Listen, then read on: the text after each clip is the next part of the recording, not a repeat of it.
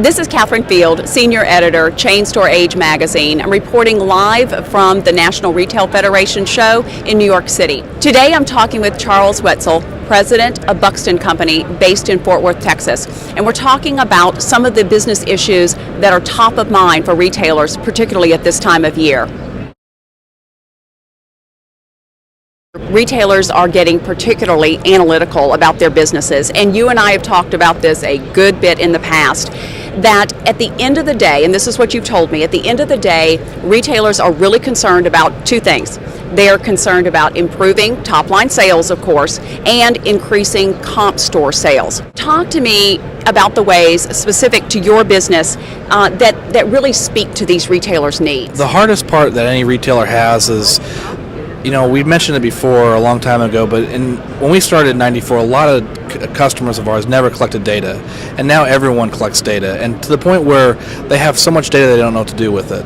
And companies like Buxton and other companies, where we come in and we really help them understand what to do, is we're trying to tell them who their customer is, where their customer is located, and the value of that customer.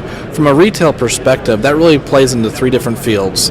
From a real estate perspective, where they should go; from a market perspective, within the market, where they should locate within the market; and then down to a specific store location.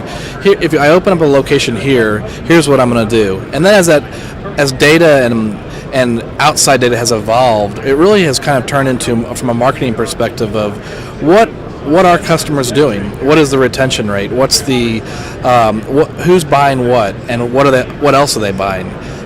What is the churn of that customer? And really, once you understand the business intelligence behind customer data, you're really able to do one of two things. You're able to really laser focus around merchandise.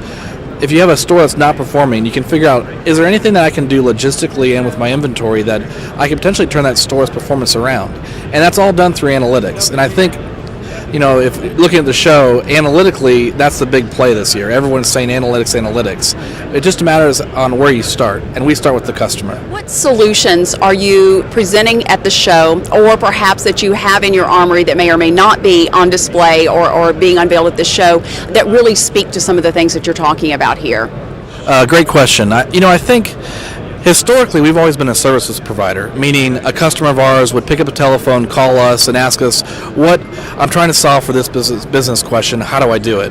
Well, as individuals have evolved with their analytics and people really want to touch certain things, we've really developed a lot of different platforms that allow Buxton to enable a model within certain service offerings that then we deploy at the customer side that allow them to evaluate markets, to look at market penetration, and to look at specifically who are the customers in that area and how does it index to their profile. These solutions are called Micromarketer, Scout, and in reality, we really think that we're going to evolve this product line more and more and more, because as a customer grows, not only from a store location but a total revenue standpoint, they're going to need to have those analytics at the fingertip.